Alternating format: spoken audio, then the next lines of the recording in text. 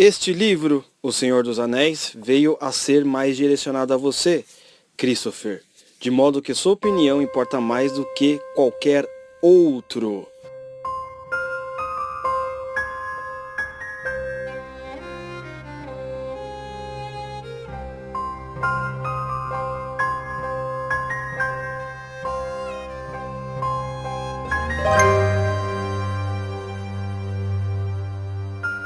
Seja bem-vindo ao Oliver Talk, eu sou o Oliver e hoje nós iremos falar sobre a obra do Senhor dos Anéis e principalmente sobre Christopher Tolkien, correto? Foi um triste dia que aconteceu a morte dele. Ele morreu ou faleceu na mesma semana do Sir Roger Scruton, então nós perdemos dois grandes britânicos na mesma semana, certo? E antes de começar, aqueles avisos costumeiros, não se esqueça de se inscrever no podcast para você sempre receber ele adiantado e por aí vai. Nós estamos no SoundCloud, YouTube, iTunes, enfim, quase todas as plataformas de podcasts que existem. E também não se esqueça de se inscrever no site Ache Cupons. Lá você vai encontrar cupons de descontos e ainda vai ganhar seu dinheiro de volta se usar os cupons ali de desconto para comprar. Óbvio que não é o dinheiro inteiro, mas uma parte você vai acumulando, certo? Você consegue se cadastrar em 7 segundos e vai economizar nas suas compras. Você vai entrar no achecupons.com.br/OliverTalk. O link estará na descrição, correto? Então vamos ao que interessa. Quando eu fiquei sabendo do falecimento do Christopher Tolkien, me doeu um pouco. Assim, no sentido, óbvio que eu não conheço ele pessoalmente, mas nós temos um certo apego, né? Porque nós vivemos lendo as pessoas que já morreram, né? Que já faleceram, né? Isso é basicamente a nossa vida, né? E essas pessoas meio que elas se tornam parte da nossa família. E o Christopher Tolkien, ele basicamente não escreveu muita coisa, né? Ele só foi apenas editor dos livros do pai dele, né, quando o J.R.R. Tolkien acabou falecendo. Mas você percebe ali que existe alguma espécie de ligação, que sem o Christopher, provavelmente muitas das obras que existem hoje do mundo da Terra-média provavelmente não existiria. E eu quero falar hoje sobre o Christopher Tolkien, sobre a Terra-média, sobre o C.S. Lewis e sobre esses elementos, né, como eles conseguem, de certa forma, entrar em sintonia, né? Eu escrevi um artigo para o Senso em Comum no mesmo dia que o Christopher Tolkien morreu, já pensando nesse artigo, ele como base do podcast que você está ouvindo agora, certo? Se você quiser também pode encontrá-lo, coloca aí no Google Senso em Comum, Christopher Tolkien, etc. Mas aqui eu irei ler algumas partes e farei alguns comentários a respeito disso, né? A respeito disso, tudo bem? Vamos lá. Como se não bastasse perdermos Roger Scruton, nesta semana também perdemos outro britânico, Christopher Tolkien, 95 anos, terceiro filho de J.R.R. Tolkien. Christopher faleceu no dia 16, numa cidade que morava na França. Havia sido internado após sentir-se mal na madrugada de quarta para quinta-feira. Viveu bem, 95 anos, e trouxe pra gente muita coisa boa, né? O autor de Senhor dos Anéis, o J.R.R. Tolkien, o pai do Christopher, teve 4 filhos, John, Michael, Christopher e Priscilla Tolkien. Antes de seu falecimento, em 2 de setembro de 1973, Tolkien deixou Christopher como responsável pelo seu legado literário, pois era o que mais entendia sobre os seus escritos. Então, por exemplo, lembra o que eu li na introdução desse podcast? Está numa das cartas de Tolkien para Christopher, né, que ele vai dizer: este livro, O Senhor dos Anéis, veio a ser mais direcionado a você, de modo que a sua opinião importa mais do que a de qualquer outro. Então é interessante, porque ele tinha um legado e ele resolveu deixar pelo menos essa parte da herança para o filho, né, como responsável pelo seu legado literário. Não? E eu acho isso muito importante, sabe? Às vezes você vai falecer e você tem grandes heranças, né? E se você às vezes não define muito bem o que cada um vai receber, pode entrar todo mundo em briga. Não que seja o caso aqui do Tolkien, Só estou dizendo que eu já vi muitas famílias se desfalecerem porque estava todo mundo brigando por herança, etc. Mas nesse caso, Tolkien, ele olha, o meu legado literário, as minhas obras, os responsáveis por ela serão o Christopher. E isso é muito bom. E para você ter uma ideia também, a infância do Christopher Tolkien, né, ela, de certa forma, ela foi boa no sentido de que ele conseguiu ouvir várias histórias que o pai acabou contando, né, que se transformaram em livros depois que a maioria do público brasileiro não conhece. Olha que interessante. Outras obras de Tolkien que não são tão conhecidas pelos fãs dos filmes, né, dos fãs dos filmes do Senhor dos Anéis, como Roveradon, ou Roveradon, não sei como fala exatamente, Cartas de Papai Noel e Mr. Bliss foram partes da infância de Christopher.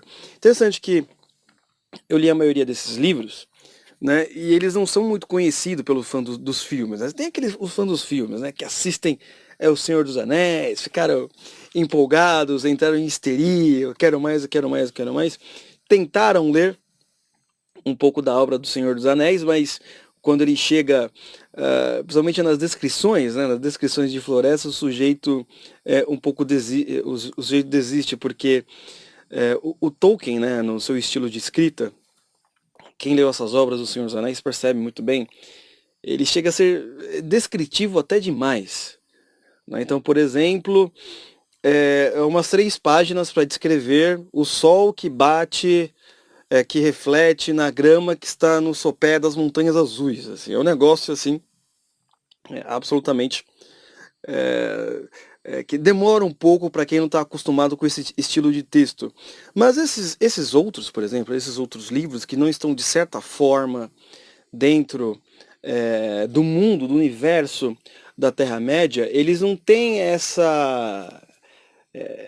esse excesso de descrição. Se é que é um excesso, né, para outras pessoas, isso nem deve ser algo até bom, né, até normal, etc. Eu achei, de certa forma, um excesso. Né? Eu lembro das minhas tardes na adolescência lendo O Senhor dos Anéis, e uma das partes que eu lembro realmente era, acho que tá lendo alguma coisa das Duas Torres, né? O livro As Duas Torres, e tá lá Legolas, o Aragorn, eles dentro da floresta, e aquela descrição assim enorme. E eu falei, meu Deus, como que vai acabar a descrição da floresta? Eu não aguento mais. Não. Mas assim, tem gente que gosta. Eu realmente, tirando essas partezinhas, eu gostei muito do resto. Achei um ótimo livro. E aliás, isso tem uma história muito boa. Aí, O Senhor dos Anéis, ele foi o primeiro livro que eu comprei com meu próprio dinheiro. Eis a questão. Por quê? Sei lá, eu frequentava mais bibliotecas vamos dizer assim, na parte da infância para adolescência. Até porque não tinha dinheiro para comprar livros, né? Então tinha bibliotecas. Bibliotecas elas sempre ajudam nesse caso. E assim, bicho, naquela época, hoje não é tão bonitinho, né? Hoje você vai comprar, por exemplo, a trilogia do Senhor dos Anéis e tal, já vem num box lindo, maravilhoso, com mapa e etc, né? Agora, para você achar esse livro do Senhor dos Anéis, naquela época, não sei, uns 20 e tantos anos atrás, não é? Era um pouco complicado, ainda mais quando você, por exemplo, não tinha dinheiro para comprar o livro numa livraria. Né? Então, por exemplo, eu tive que ir em 3 bibliotecas diferentes, né, ali na região do Cambuci. Quem mora em São Paulo deve saber do que eu estou falando. No Cambuci, ou às vezes ia lá na biblioteca da Vergueiro.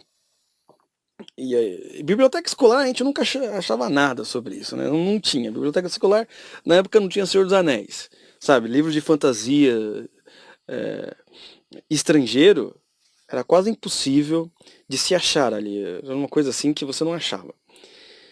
E então aí eu ia ali nas bibliotecas achando os livros e eu encontrava. Só que ele era muito diferente do que é vendido hoje, né? Então, por exemplo, naquela época, quando você ia comprar... Hoje você compra, sei lá, Senhor dos Anéis, volume 1, A Sociedade do Anel. Né? Já vem ali todo o volume. Naquela época não. ou pelo menos as versões que eu conseguia achar, você tinha, eram separadas. Então você tinha a Sociedade do Anel, só que tinha o livro que contava a parte, vamos dizer assim, do Aragorn, dos elfos e dos anões, e tinha o outro livro que contava somente a parte dos hobbits. Então, assim, eram livros separados. E o português é interessante porque quando eu li, na época, a tradução era. Até os nomes próprios eram aportuguesados. Então, Gandalf era Gandalfo, né? Tinha essas coisas também, né? Gandalfo, assim.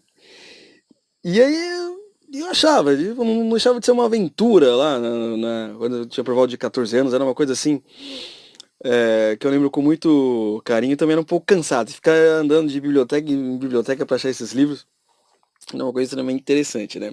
Aí eu lembro que quando eu fui comprar a primeira obra do Senhor dos Anéis, né, eu estava trabalhando, né, ali já tinha por volta de 15 anos, eu tinha o nosso amigo lá da escola, e ele começou a trabalhar, né? Ele começou a ter um emprego.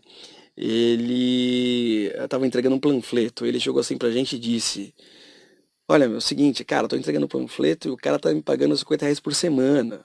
Né? E aquilo, meu, pra gente era muito dinheiro. Ainda é dinheiro. Por isso tem que ajudar a gente no Apoia-se. Ainda é dinheiro. Assim, nossa, R$ 50, cara. R$ 50 por semana, tal. Eu falei, quero entrar nisso daí também. Entrei, né?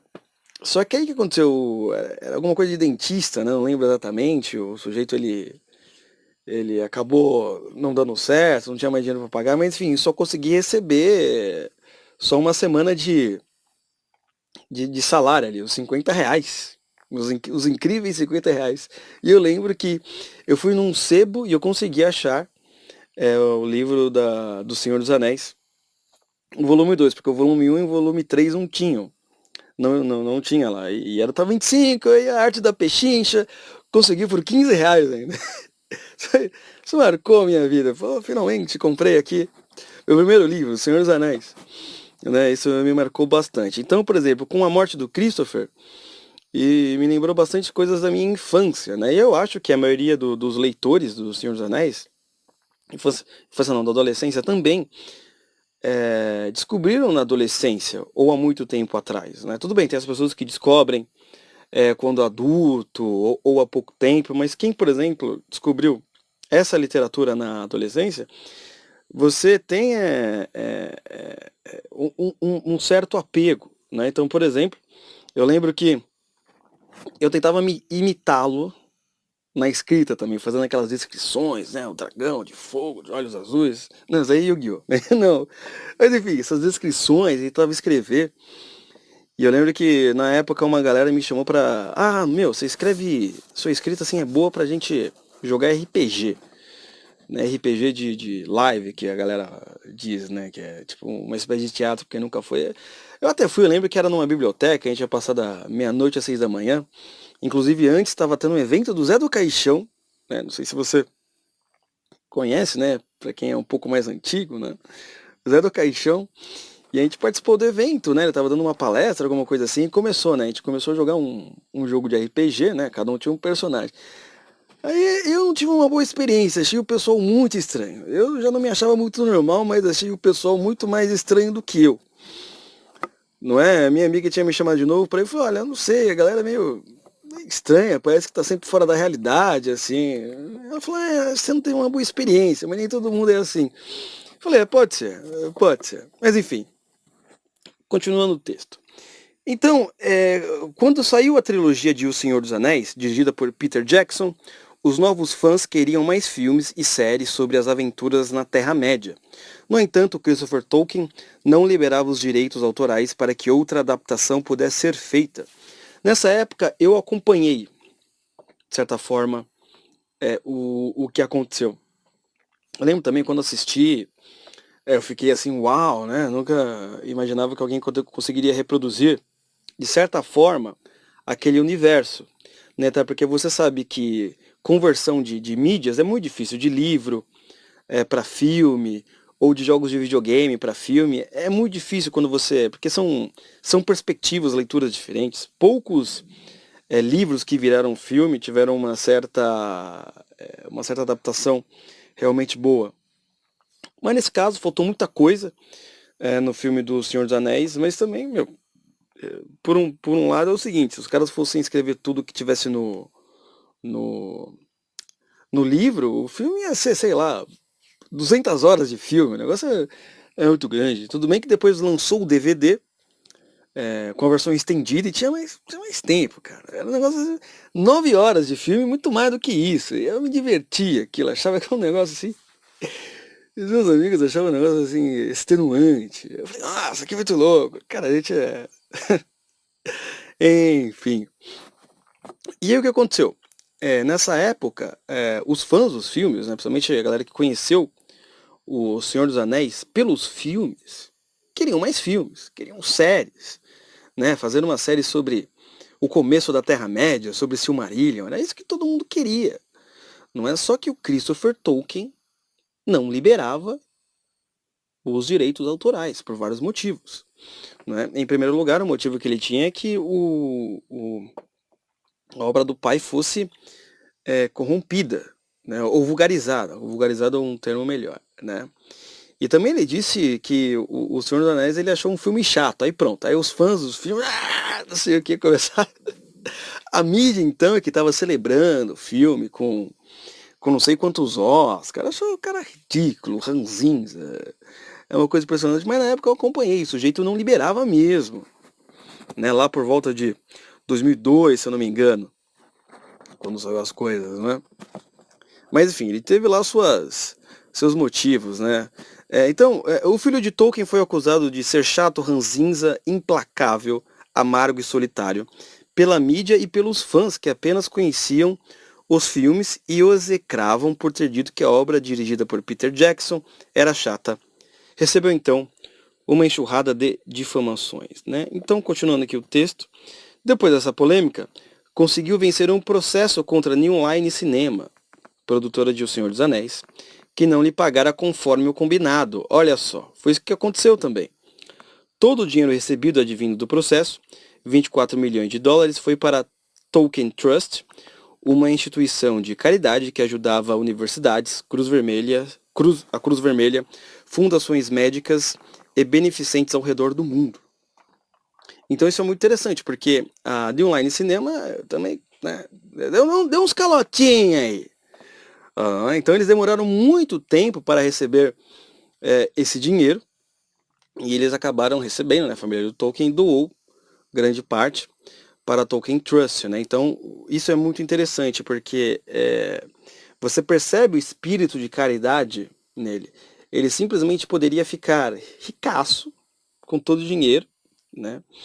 Já que ele herdou tudo do pai, mas não, ele também resolveu fazer doações. Né? Então isso é muito importante, principalmente para quem quer, de certa forma, seguir a vida intelectual, acha que não precisa fazer caridade, etc, etc. Né? Isso tem um elemento muito importante, né? Porque às vezes a caridade ela faz com que você fique dentro da realidade das pessoas. Às vezes você só fica nas ideias, não é na abstração. Então você já conheceu algum tipo de sujeito assim, né? Que só vive no mundo das ideias e a realidade dele ali ao redor se destruindo totalmente. Né? Aqui no mundo das ideias, mas tem uns boletos para pagar, você não quer trabalhar? Não, não posso, eu tô aqui pensando em Sócrates. Ah, legal. Né? Então, mas assim, pô, você não quer trabalhar de Uber? Não, porque Uber também, né, dá uma graninha. Não, não posso, isso não faz, eu sou um escritor renomado e etc. Ah, legal, legal. Pô, tem pessoas ao seu redor que está sofrendo, que está com necessidades assim, um tanto quanto perigosas. Você poderia fazer uma doação do gênero? Ah, não, não adianta. Tá. Então, muitas vezes, você pode até ser uma pessoa extremamente inteligente, mas totalmente fora da realidade ao seu redor. Então, faz com que você só fique vivendo no mundo da lua e não consiga perceber o que realmente acontece. E você veja bem, o melhor dos mundos é quando você tem um processo de abstração das ideias eficiente e conhece a realidade ao seu redor. Né? Você consegue unir os dois fatores. Não fica separado, né? Ao ponto de você ser alguém que só vive no mundo da lua. Né? Então, continuando aqui, o texto. Os leitores da obra de Tolkien sabem que muitos escritos estavam inacabados ou espalhados em diversos documentos. Christopher fez um trabalho meticuloso em ajudar e articular estes escritos póstumos do pai e lançá-los. Foi pelo seu intenso trabalho que tivemos a oportunidade de ler os 12 volumes de A História da Terra-média, Silmarillion, Contos Inacabados da Terra-média, Filhos de Húrin, entre outros. Né? Então, para quem não conhece esses livros, eles funcionam mais ou menos assim. Você tem o universo da Terra-média que foi apresentado no Senhor dos Anéis e no triste filme, o desastroso filme O Hobbit. Só que você também tem esses outros livros, né? A História da Terra-média, Silmarillion, Contos Inacabados e etc, etc, etc. Que expandem o universo e explicam certas coisas que dificilmente você vai perceber, né, no filme. Então, por exemplo, quem leu Silmarillion sabe, né, como foi criado o mundo foi criado através de Eru, e por aí vai. Tem detalhes extremamente importantes, por exemplo, como Gandalf, no filme não fala, mas em Silmarillion tá lá. Ele também tem um anel do poder. Muito interessante, aí tem uma explicação, como ele teve, quem é Gandalf, não é? E por aí vai. Tem várias explicações e várias histórias que explicam ali. Né? A história da Terra-média, então Contos Inacabados da Terra-média, todos esses livros extremamente importantes para entender o universo, foi o cara que editou, velho. Ele editou. E assim, não tava tudo pronto, não tava tudo preparado. Você imagina, cara, tava tudo espalhado, jogado em diversos arquivos e documentos. E assim, ele teve que elaborar o negócio, ele teve que olhar, mas espera aí, essa página aqui, ela faz sentido com qual outra página? Então assim, foi um trabalho intenso de edição para preservar a obra do seu próprio pai. Então assim, não foi um cara que simplesmente viveu às custas ou eu vou lançar. Não, ele também teve o seu lado intelectual agindo aí. E eu acho isso muito interessante, né? Porque nós podemos achar, de certa forma, que ser um intelectual, ser uma pessoa culta, é alguém que só escreve livros. Não, muito pelo contrário.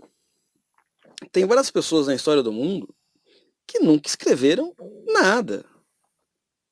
Na dica de nada. Né? Sócrates é um bom exemplo. Né? Ele não escreveu basicamente nada, né? Foram seus discípulos, né? Em especial o Platão, que relatou as aventuras de Sócrates na Grécia. Isso é legal também. Então, assim, não é o sujeito para ser filósofo, não sei o quê, ciência faculta, tem que ter um livrinho, tem que ter alguma coisa, sei lá, escrita, tal, ou fazer alguma massinha na sua artista. Não, aqui, ó, um ótimo exemplo de uma pessoa culta que foi apenas não, foi um editor excelente, que sem ele, provavelmente nós não teríamos o legado de Tolkien intacto. Vai saber o que os caras iriam fazer com isso, né? Vide O Hobbit, que foi um desastre. Eu não vou nem comentar sobre esse filme, porque eu fico triste em pensar nele. Então, isso é muito interessante, né? Isso é muito legal, porque, por exemplo, existe um site chamado Tolkien Brasil, para quem não conhece, e para quem quer adentrar no mundo da Terra-média. Né? Então, o que acontece? Eles têm uma lista, uma cronologia, e é uma cronologia excelente, que explica quais são os livros que você tem que começar a ler para entender exatamente cada história, cada passagem e cada ato do Senhor dos Anéis. Muito legal. E eles fazem por capítulos ainda. Então, como assim por capítulos? Eu vou explicar para você. Ele começa assim, ó. Primeiro livro que você tem que ler, primeiro capítulo, melhor, não é livro. Primeiro capítulo você tem que ler É o primeiro capítulo do Silmarillion, que vai mostrar a criação do mundo, etc, etc. Depois, você irá ler o segundo capítulo do volume 3 da história da Terra-média. Aí você, tá, lê lá. Aí depois você vai ler o capítulo 2 da Sociedade do Anel. Legal.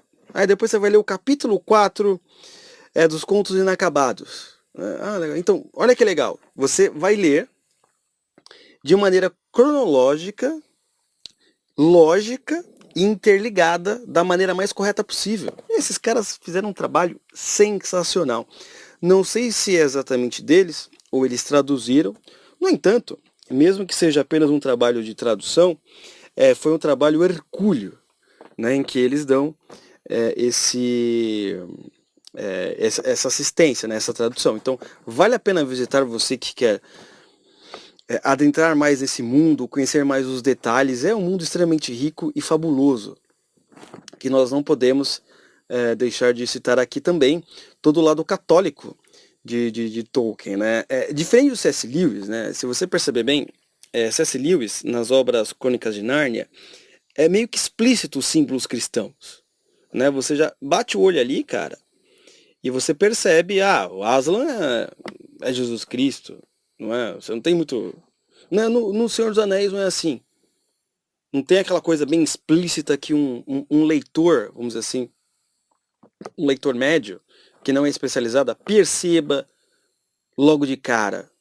É uma coisa mais sutil, né? O equilíbrio do mundo. Lá você percebe a justiça, como a justiça age, a verdade, né? A razão, a emoção, através daquele mundo. Muito interessante também, né?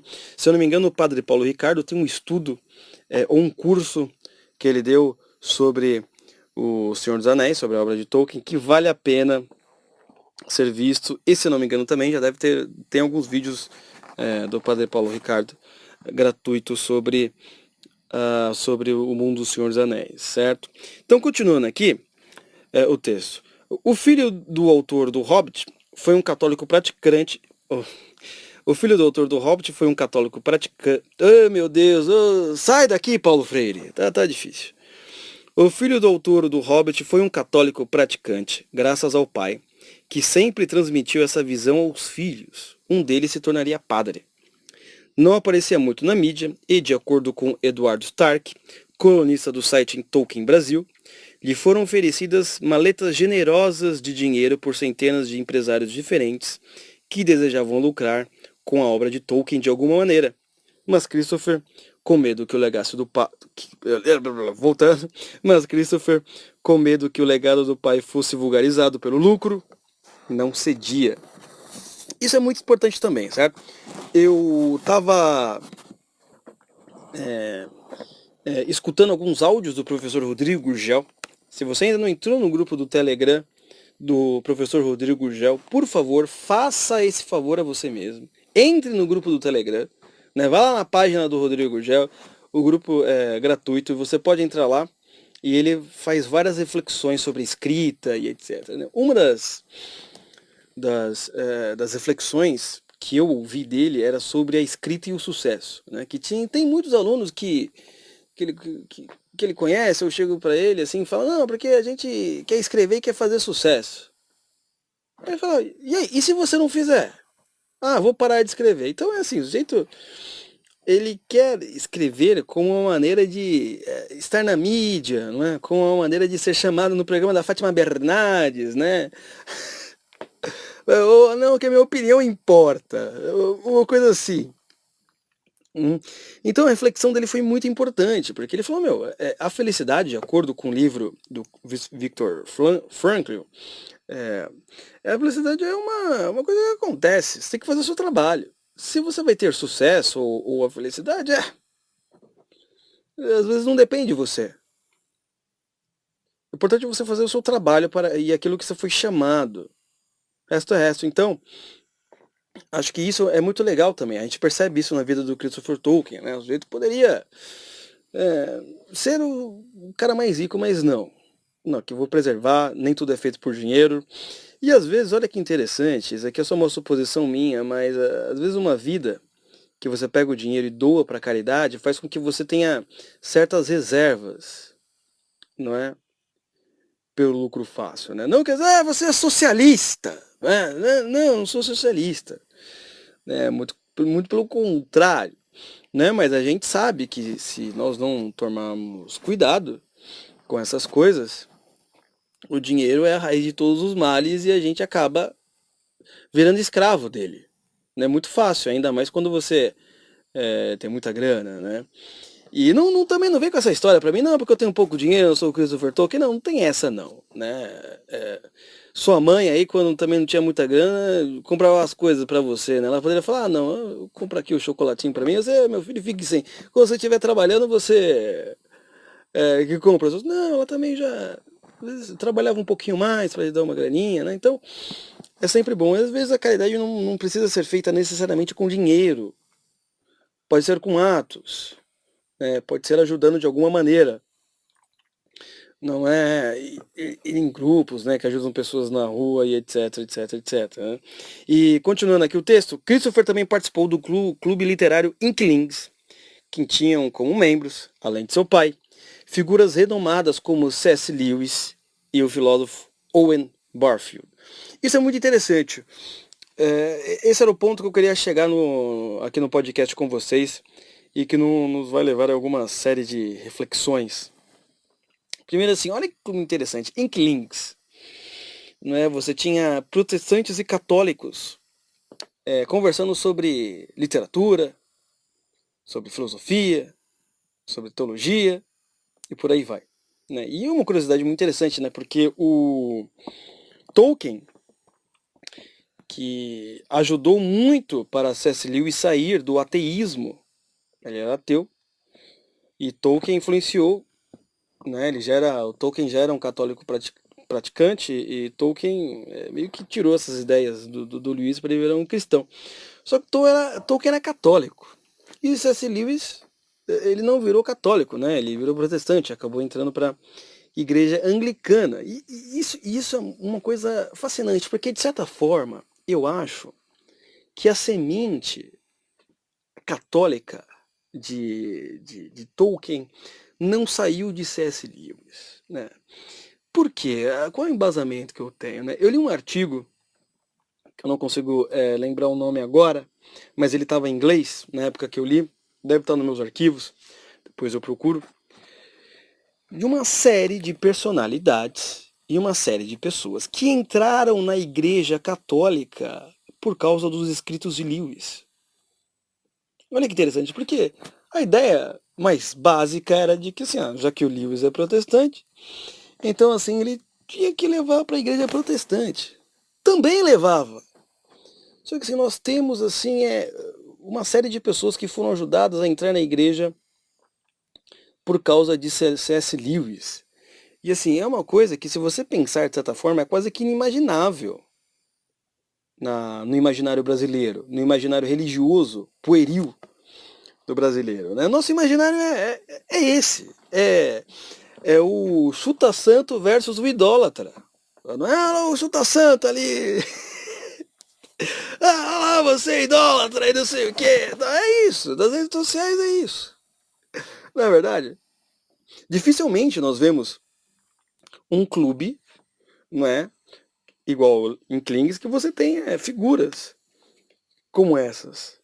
Né, juntas, sem qualquer tipo de ecumenismo. Por exemplo, eu vou fazer uma igreja aqui, igreja cristã das cristãs, aí vai estar todo mundo lá, católico, evangélico, ortodoxo, coopta, né?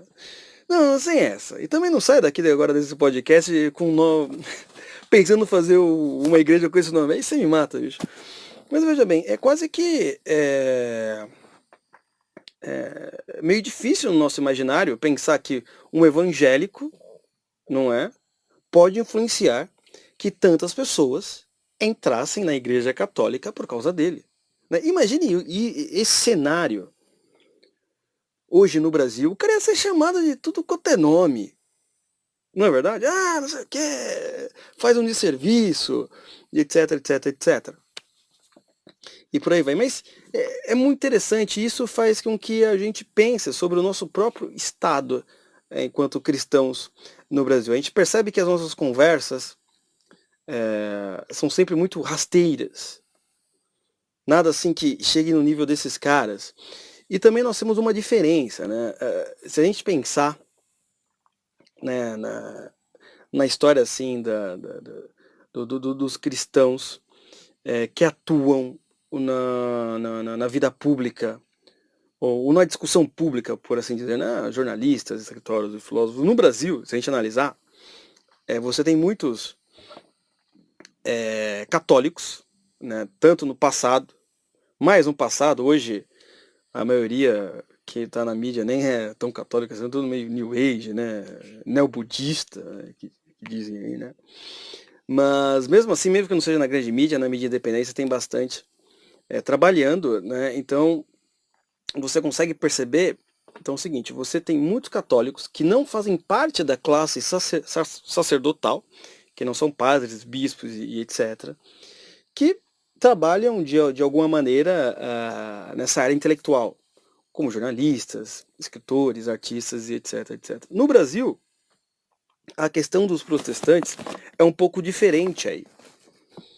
Ela é um pouco diferente. Se você perceber, é muito difícil você ver na história dos grandes cronistas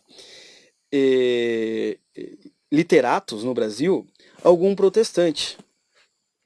Você tem quem, por exemplo? Eu lembro agora de dois nomes, não é? Orígenes Lessa, que escreveu O Tempo e Vento, que era filho de pastor presbiteriano, e você vai ter também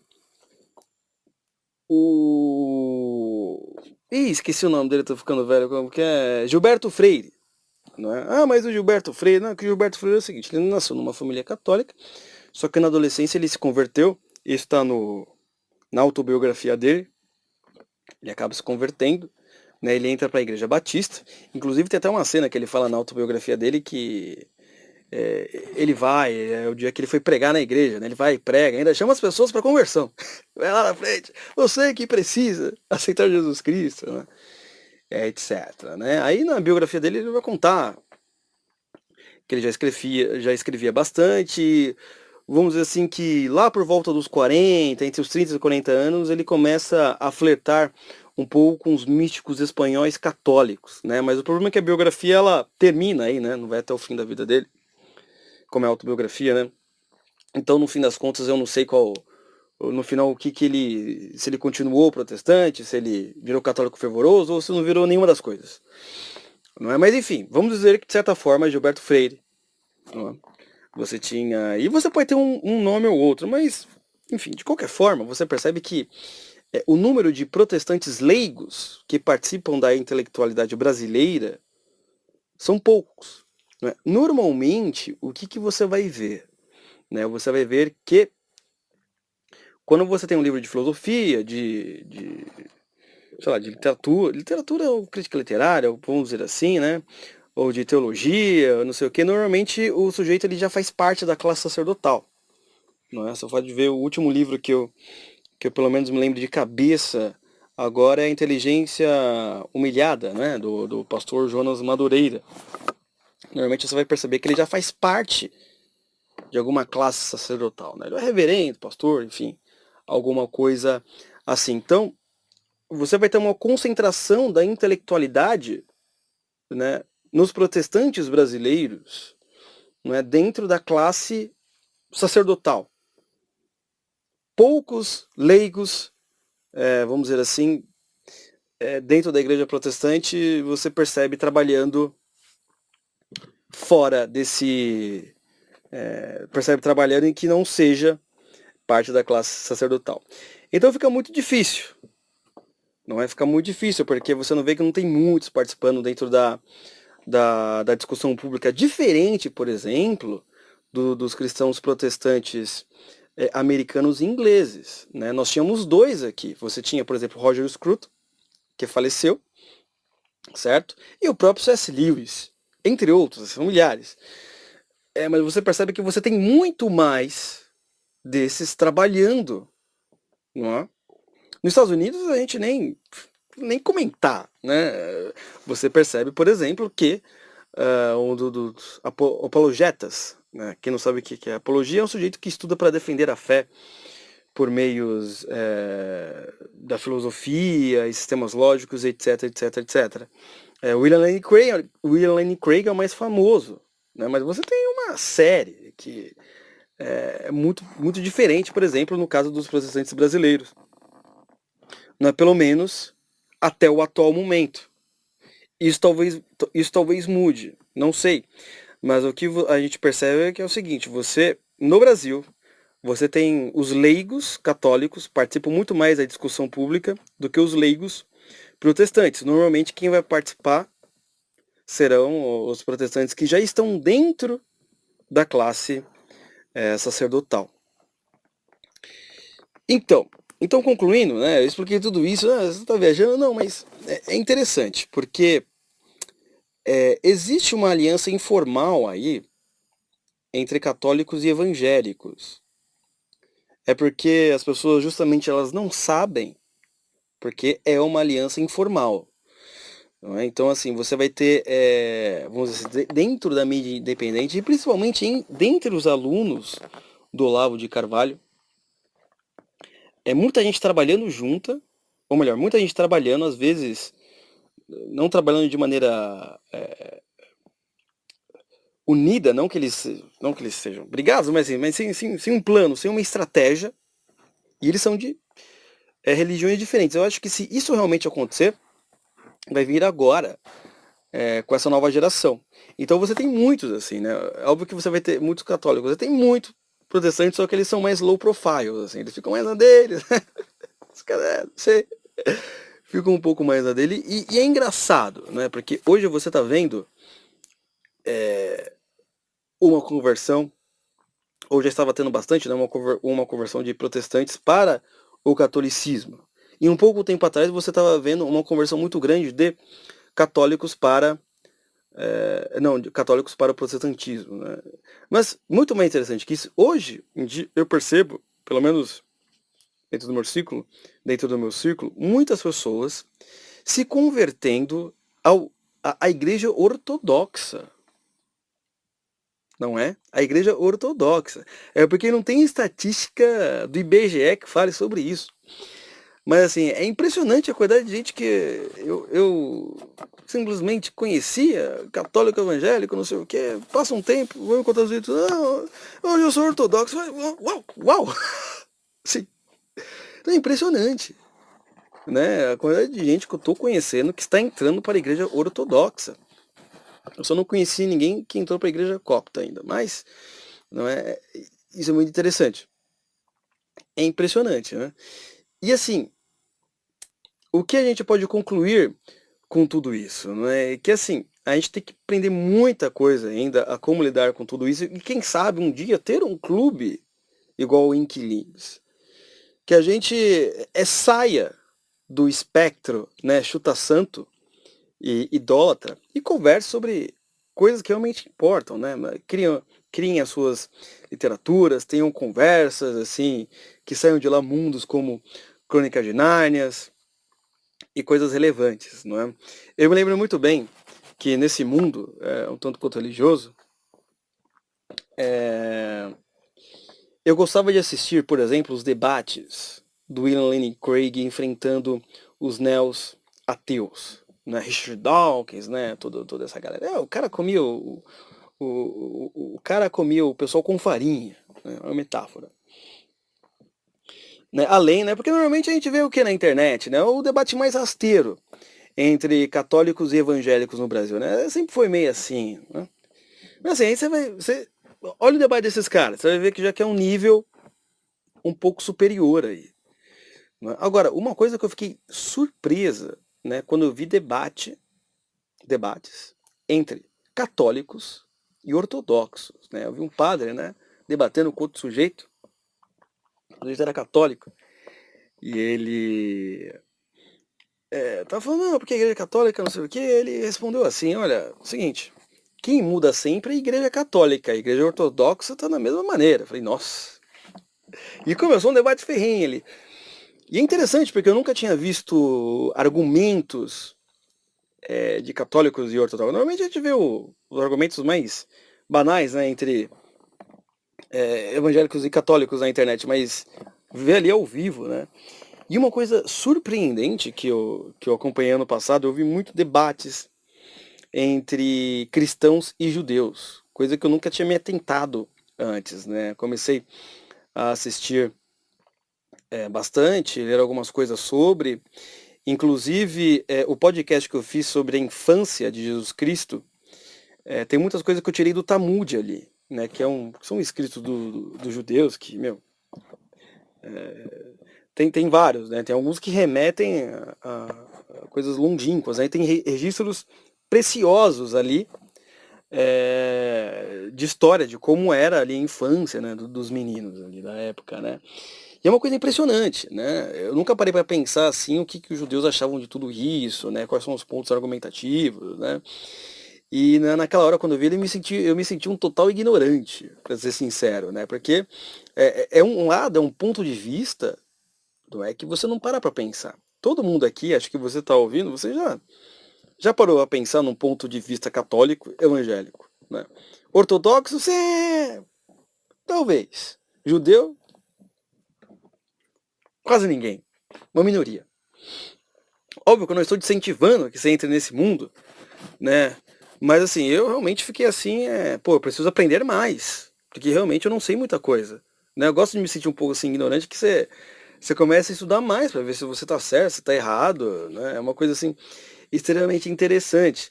Mas de qualquer forma, eu estava falando justamente sobre isso, deu uma volta aqui para falar sobre o Clube Inquilinos, né? Em que você pode ajuntar pessoas de vertentes diferentes do cristianismo, ou quem sabe judeus também. Aliás, tem muitos judeus entre nós trabalhando na nossa mesma causa, escrevendo, fazendo podcast, etc.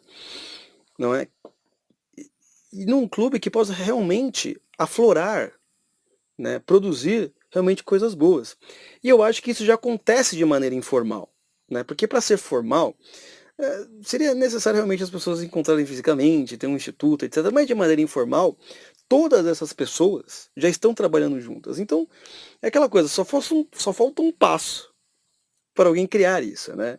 E assim, desse clube saiu pessoas grandes e grandes pessoas participar. Que sabe, também aqui no Brasil, venha ter algo desse tipo, ou já existem e nunca me convidaram.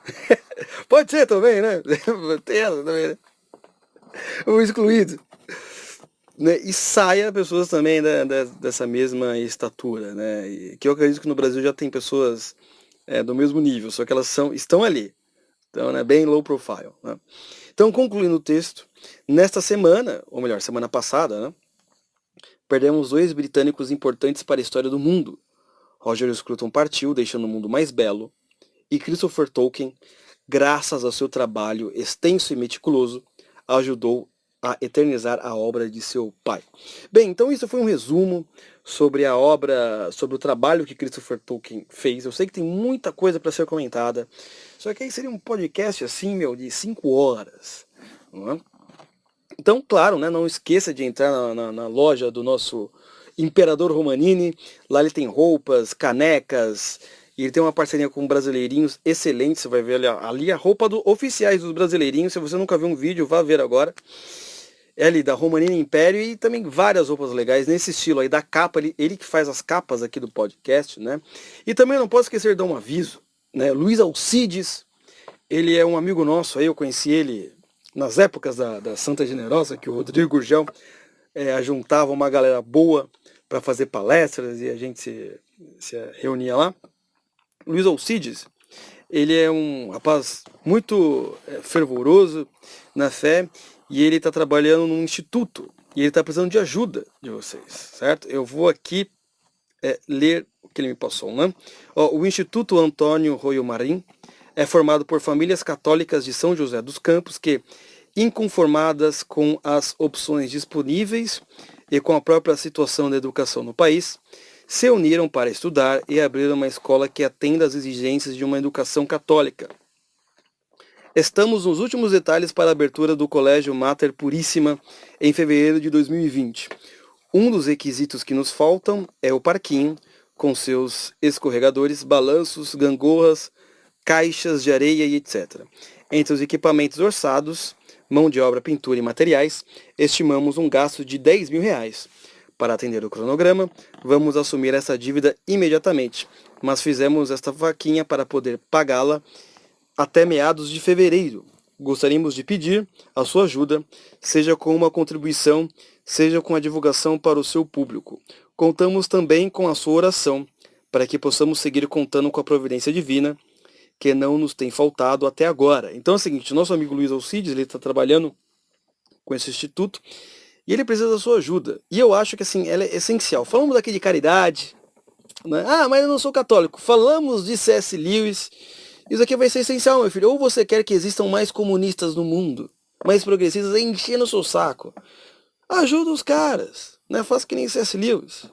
Né? Pô, vai ser bem melhor do que você simplesmente... os caras são de outra religião, os caras são idólatras, né?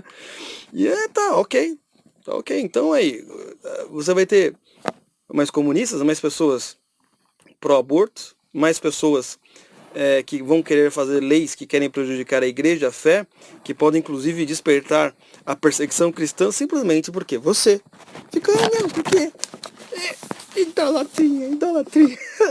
Para com isso, meu amigo. Né, acabamos de ver aqui o exemplo do Lewis, e eu acho que ele não deixaria de ajudar essas pessoas. Então, pelo que eu já vi, tá? O Luiz Alcides, ele me passou isso daqui em dezembro. Só que eu tava de férias. Eu acabei falando, olha, desculpa, eu só vou conseguir fazer no podcast de agora.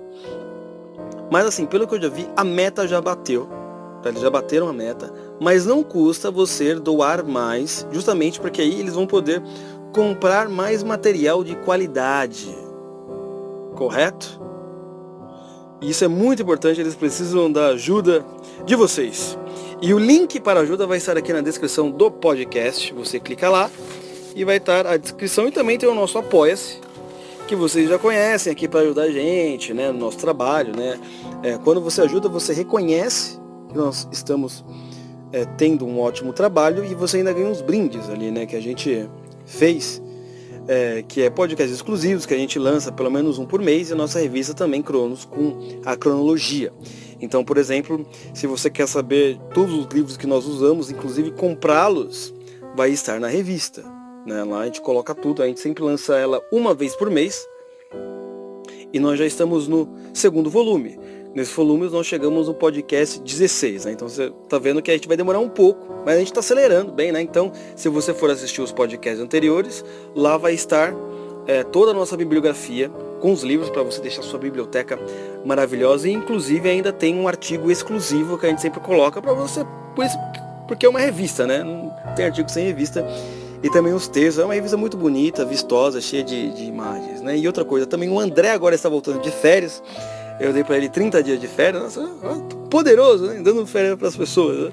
Dei para ele 30 dias de férias, ele está voltando com força total, e esperamos que vocês agora possam acompanhar a gente no podcast. E infelizmente, né, Roger Scruton faleceu, e eu estou fazendo esse podcast também com o falecimento, porque eu não poderia deixar de falar do Christopher Tolkien, que de certa forma ele foi um dos responsáveis pela minha infância não ser uma infância imbecil, né? Por ter me transformado num progressista louco, ok? Então, muito obrigado e até a próxima.